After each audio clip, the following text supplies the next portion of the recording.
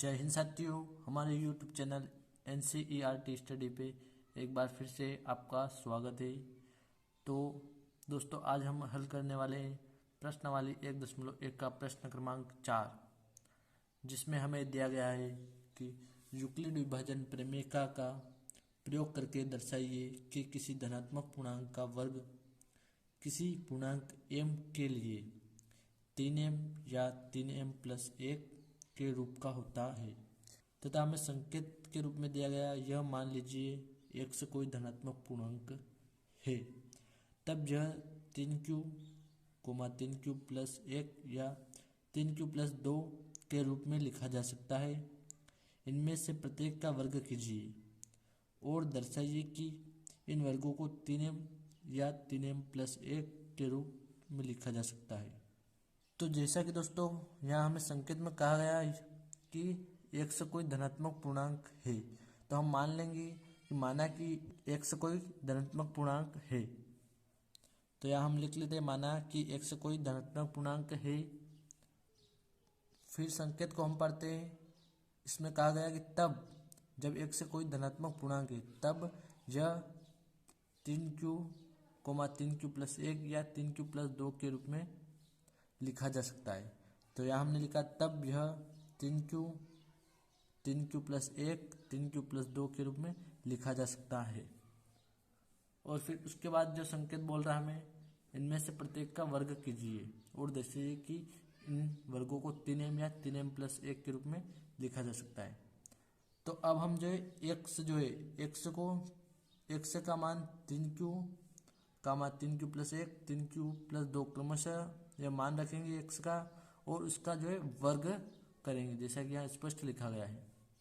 तो जैसा कि हमने लिखा x बराबर 3q, अब हमें कहा गया इसका वर्ग करना है। तो आइए हम इसका जो वर्ग करते हैं, x का वर्ग बराबर 3q का वर्ग। तो इसको हम आगे जो है हल करते हैं। बराबर x वर्ग बराबर 3 का वर्ग अगर हम करते हैं तो हमें प्राप्त होगा 9 और q का वर्ग करेंगे तो प्राप्त होगा q²। तो दोस्तों अब जो है हम इसमें से कॉमन निकाल लेते हैं।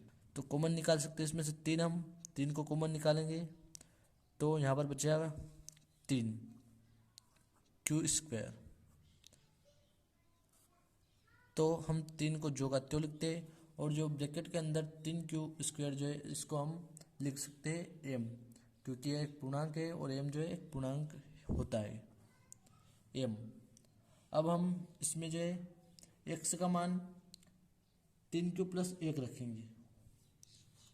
तो यहाँ हम लिखते हैं यदि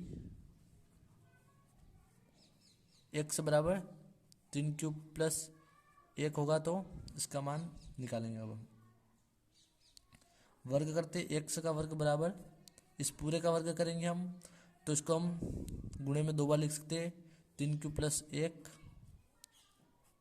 और 3q+1। इस प्रकार जो हम इसको लिख सकते हैं। तो अब हम इसको हल करते हैं।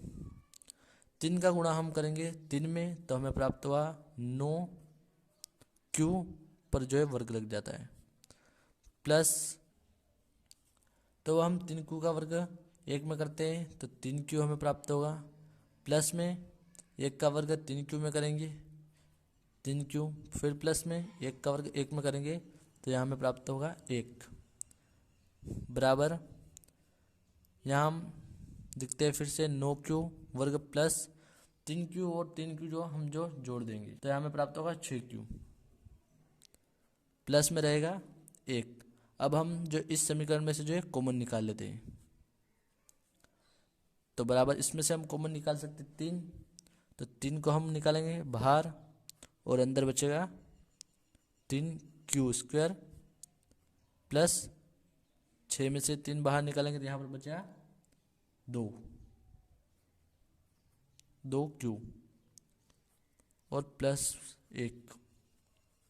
फिर बराबर 3 को जो का त्यों हम लिख देते हैं।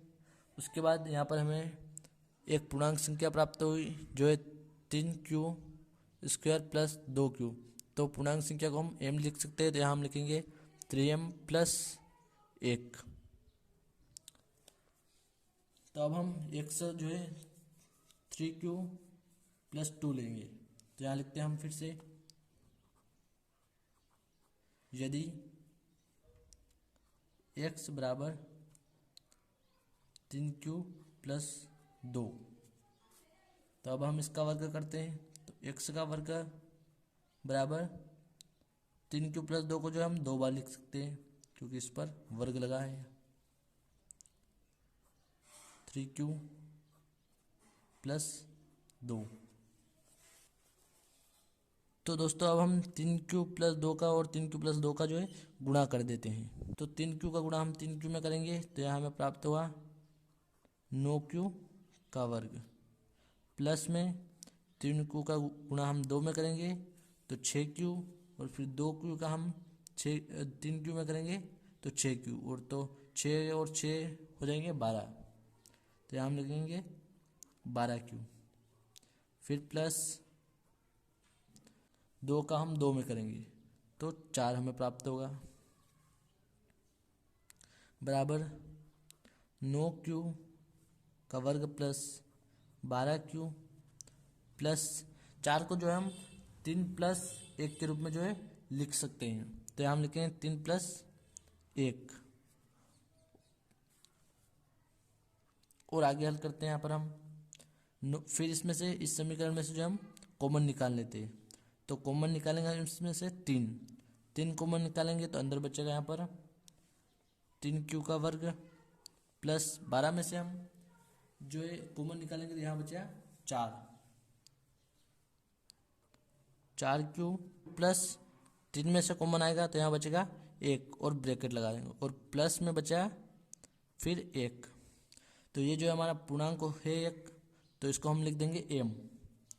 तो यहाँ हम लिखते 3 और इसको लिख देते m + 1। तो दोस्तों यहाँ हम देख सकते हैं प्रश्न में हमें कहा गया है कि दर्शाइए कि इन वर्गों को 3m या 3m + 1 के रूप में लिखा जा सकता है या नहीं। तो दोस्तों हम इन वर्गों को जो है 3m या 3m + 1 के रूप में जो लिख सकते हैं, जैसा कि अभी हमने देखा हल कर।